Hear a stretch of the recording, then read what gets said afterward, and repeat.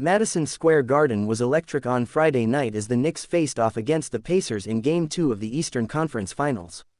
The atmosphere was supercharged, not just because of the stakes on the court, but because of the star power flooding Celebrity Row.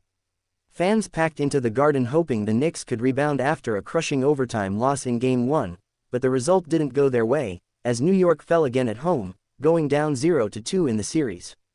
Still, the allure of the Garden remained unmatched. The crowd was sprinkled with A-listers from all corners of entertainment and sports.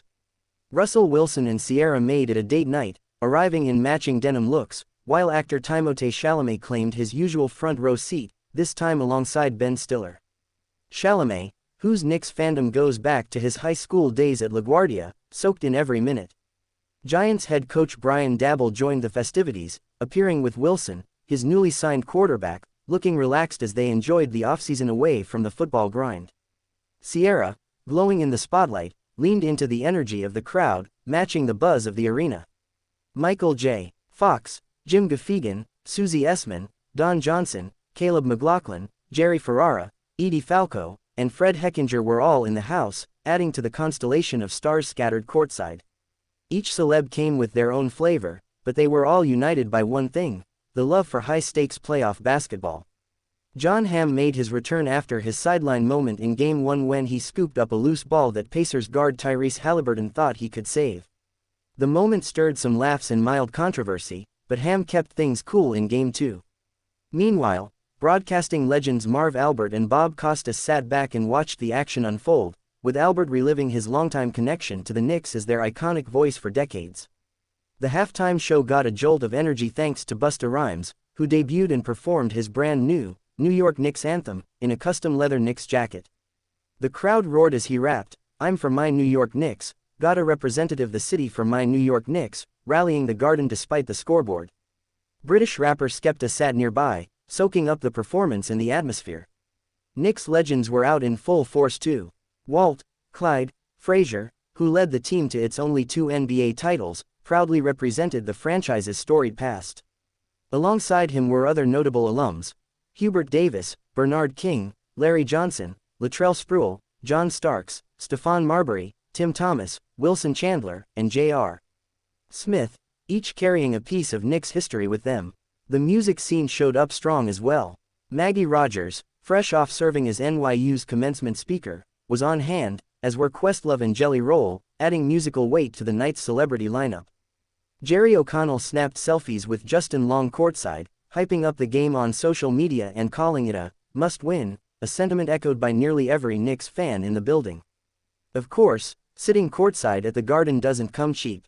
Playoff tickets, especially at this level, are a premium purchase, with prices soaring depending on the matchup, location, and round. While many celebrities pay for their seats, some leverage their connections, getting invites from team owners or sponsors. Still, as TicketSmarter CEO Jeff Goodman put it, just because they are celebrities doesn't mean they are getting free tickets. The legendary Bill Murray, best known for his love of the Chicago Cubs, showed up with his son Luke Murray, who's an assistant coach at UConn. Even for a diehard Cubs fan, the Eastern Conference Finals were too good to miss. Ben Stiller and Tracy Morgan, 2 pillars of Knicks celebrity fandom, were back as usual, leading the cheers and bringing unmatched energy to their usual seats. It's not just the fans who get starstruck. Players, too, feel the pressure when celebrity eyes are on them. Kenny Smith noted on TNT's Inside the NBA that when you're playing in New York or Los Angeles, you have to block out the famous faces sitting courtside. You cannot glance to the left. You cannot glance to the right, Smith warned. Because there's Spike Lee, Ben Stiller, all the famous rappers you've ever wanted to talk to. They are here. And speaking of celebrities, John McEnroe stopped by the TNT pregame show to promote TNT's first ever broadcast of the French Open. The 7-time Grand Slam winner, famous for his fiery on-court personality, joked with Draymond Green about controlling emotions, quipping, "The last person you want to talk to is me. It's hopeless for either one of us." Even among the brightest stars, Knicks point guard Jalen Brunson confessed that one celebrity left him genuinely starstruck: Mariska Hargitay, the star of Law and Order, SVU. On his podcast, The Roommates Show, Brunson admitted, "I've never been super starstruck. I saw her and I was like, oh, wow. A friendship has blossomed between them since Brunson arrived in New York, one that adds yet another charming layer to the Knicks' cultural tapestry. The Knicks' Game 2 loss was a tough blow, but the city remains hopeful.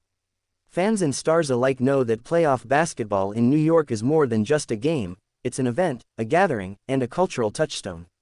The Garden, often called the world's most famous arena, has always been a magnet for legends, from the court to the stands. Celebrities continue to be drawn to the electricity of playoff basketball. The mix of sports and stardom creates an intoxicating blend, making the Knicks' playoff run feel less like a series of games and more like a festival. Every possession, every timeout, every courtside reaction is magnified by the glittering faces nearby. As the series moves forward, one thing is certain: Madison Square Garden will stay packed, the cameras will keep flashing, and the stars will keep showing up, no matter the score. Whether it's a musician dropping a new anthem, a legendary actor stirring sideline drama, or sports heroes from other arenas dropping by to watch, the spectacle continues. The Knicks may be down, but they're not out. And with the city behind them, and Celebrity Row roaring, anything feels possible. The connection between the team and its famous fans is more than surface-level glitz, it's about loyalty, history, and hope. That bond keeps the Garden loud and keeps the cameras focused, game after game.